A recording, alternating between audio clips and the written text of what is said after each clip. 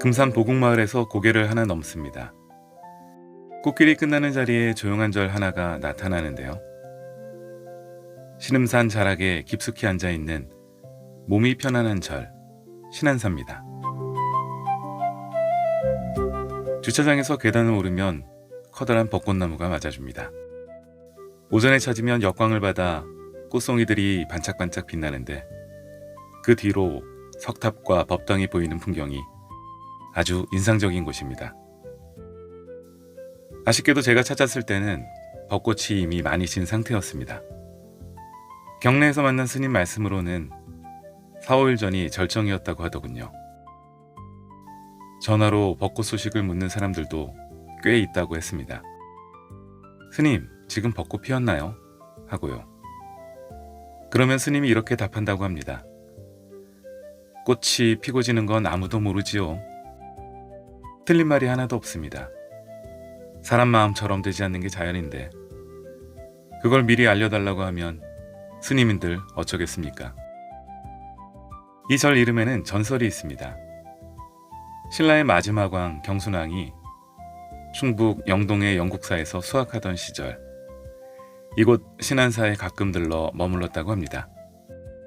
사방이 산으로 둘러싸인 아늑한 절집에서 경순왕은 이곳에 있으니 몸과 마음이 편안하다고 했다는데요. 그 말 한마디가 절 이름이 됐다는 이야기입니다. 이 말은 그냥 나온 말이 아닌 것 같습니다. 경순왕은 신라가 무너지는 것을 눈앞에서 지켜본 왕이죠. 935년 그는 고려 왕건에게 스스로 나라를 넘겼습니다. 싸움 한번 못해보고 항복한 왕이라 욕을 먹기도 하지만 그 결정 하나로 수많은 백성이 살았습니다. 천년사직을 내주고 난 뒤의 마음은 어땠을까요? 아마도 이 산속 절집에서만큼은 잠시나마 그 무거운 짐을 내려놓을 수 있었을지도 모릅니다. 몸이 편안하다는 말, 어쩌면 그건 마음이 편안하다는 고백이 아니었을까요? 규모가 작은 사찰이라 어디에서도 탑이 보입니다.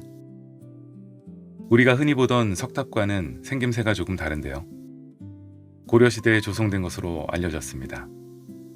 이 시기는 신라 석탑의 단정한 형식에서 벗어나 지역마다 개성 있는 탑들이 만들어졌는데 신안사 석탑도 그런 특유의 자유로움을 보여줍니다. 1872년 지방지도에서도 신안사의 존재가 확인되는데 건물 한 동과 그 왼쪽에 탑이 그려져 있습니다. 당시에도 신안사에 탑이 존재했다는 걸 보여주죠. 전성기엔 3,000명의 승려가 있었다는 큰 절이 지금은 대광전과 극락전만 남아 명맥을 잇고 있습니다. 대광전과 극락전, 그리고 내부에 봉안된 아미타 삼존불 좌상은 충청남도 유형문화재로 지정됐습니다. 임진왜란의 전화를 거치며 대부분 소실됐고 지금 남은 것들이 전부입니다. 사찰을 천천히 둘러보는데 요란하게 불사를 하거나 거창한 조경을 한 흔적이 없습니다. 그저 있어야 할 최소한의 법당과 요사체만 있고 그 사이사이를 아기자기하게 꾸며놓은 정원이 있을 뿐인데요. 손길이 닿는 곳마다 정성이 느껴지는 그런 절입니다. 과하지 않아서 오래 머물고 싶어지는 곳이었습니다. 신안사를 나서 보석사로 향했습니다. 절 앞산에서 금을 캐내어 불상을 만들었다 해서 보석사라는 이름이 붙었다고 전해집니다.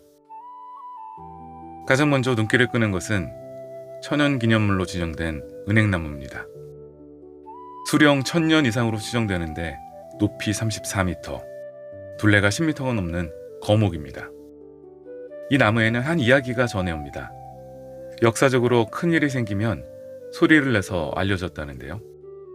1945년 광복, 1950년 한국전쟁, 1992년 극심한 가뭄 때 울음소리를 냈다고 합니다.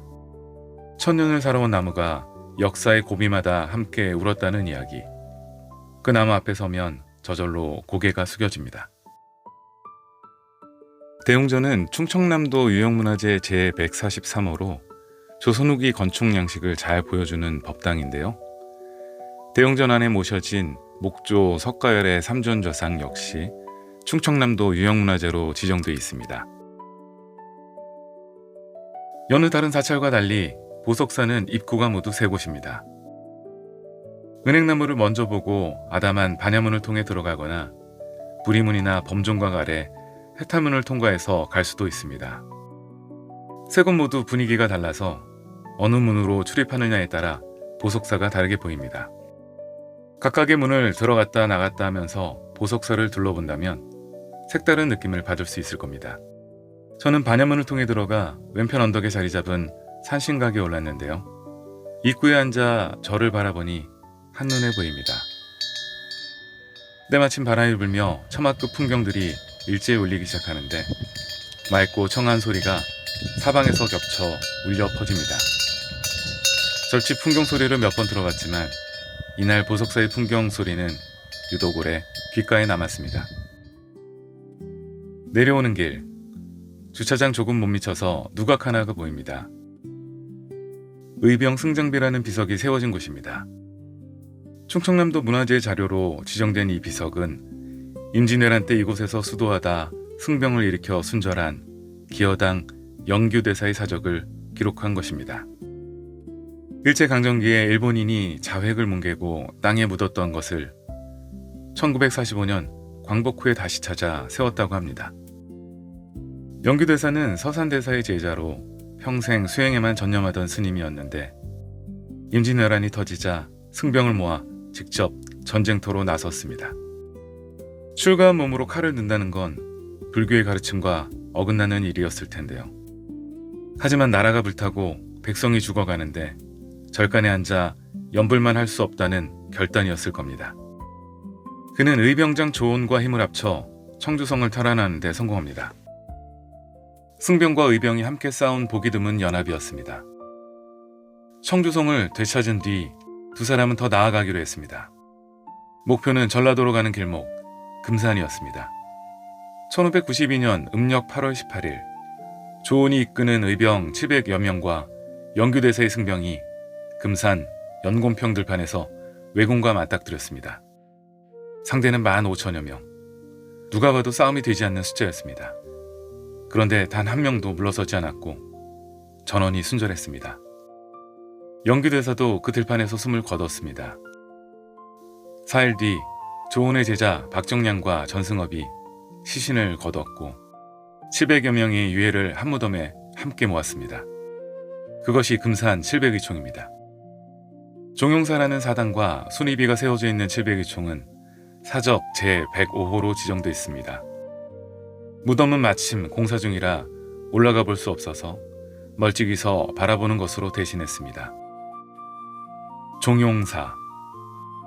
종용이란 어떤 상황에서도 흔들리지 않고 침착하고 여유롭게 행동한다는 뜻입니다.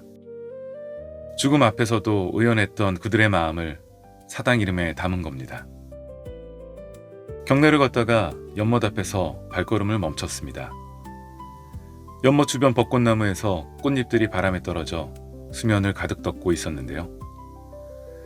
바람이 불 때마다 꽃잎들이 물 위에서 움직이는데 살아있는 것처럼 흘러다니는 그 모습에 한참 동안 자리를 뜨지 못했습니다.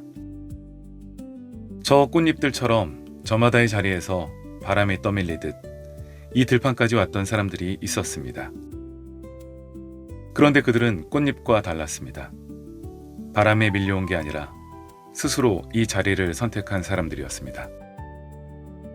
보석사 은행나무가 1000년을 살아남았다면 이곳의 700명은 스스로 생을 멈췄습니다. 한쪽은 오래 살아남아 역사를 지켰고 한쪽은 짧게 살다 역사가 됐습니다. 이 영상을 보실 쯤이면 꽃들은 이미 졌겠지요. 그래도 괜찮습니다. 꽃은 없다 하더라도 이야기는 남아있고 녹색잎이 돋아난 은행나무도 볼 수 있으니까요. 1000년을 살아온 은행나무가 온몸을 노랗게 물들일 가을에도 잊지 말고 다시 이 길을 걸어보시기 바랍니다.